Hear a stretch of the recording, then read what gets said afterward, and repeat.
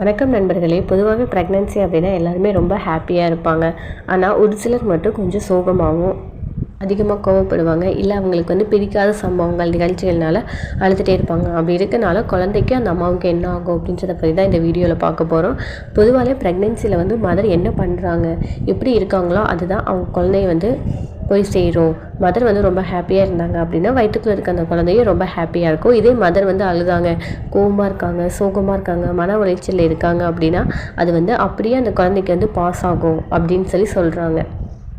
என்னென்ன ஆகும் அப்படின்னு பார்த்தோம் அப்படின்னா, இப்போ ஒரு மதர் அதிகமாக கோவப்படுறாங்க அப்படின்னா அவங்களுக்கு ஹை பிளட் ப்ரெஷர் அதிகமாகும். ப்ரீ எக்லாம்சியா உயர் ரத்த அழுத்தம் ஏற்பட்டு மதருக்கு ஏற்படுற அந்த உயர் ரத்த அழுத்தம்னால பேபிக்கும் அஃபெக்ட் ஆகும் அப்படின்னு சொல்கிறாங்க. இதே அதிகமாக அழுதுகிட்டே இருக்காங்க, ரொம்ப சோகமாக இருந்துக்கிட்டே இருக்காங்க அப்படின்னா அந்த பேபியோட வளர்ச்சி ரொம்ப அஃபெக்ட் ஆகும். அதனால் பேபி லோ பர்த் வெயிட், அதாவது எடை குறைந்த குழந்தையாக பிறக்கும். அதுவும் இல்லாமல் டெலிவரி டேட்க்கு முன்னாடியே குறைப்பிரசவம் ஆகிறதுக்கும் சான்ஸ் அதிகம் இருக்குது.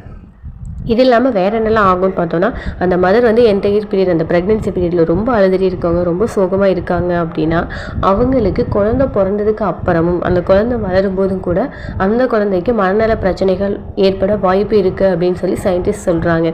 அதனால ப்ரெக்னெண்ட்டாக இருக்கவங்க முடிஞ்ச அளவு உங்களை எந்த அளவுக்கு ஹாப்பியாக சந்தோஷமாக வச்சுக்க முடியுமோ அந்த அளவுக்கு நீங்கள் சந்தோஷமாக இருங்க. கண்டிப்பாக எல்லாருக்குமே பிடிக்காத சம்பவங்கள், பிடிக்காத நிகழ்ச்சிகள் வாழ்க்கையில் நடக்கும்.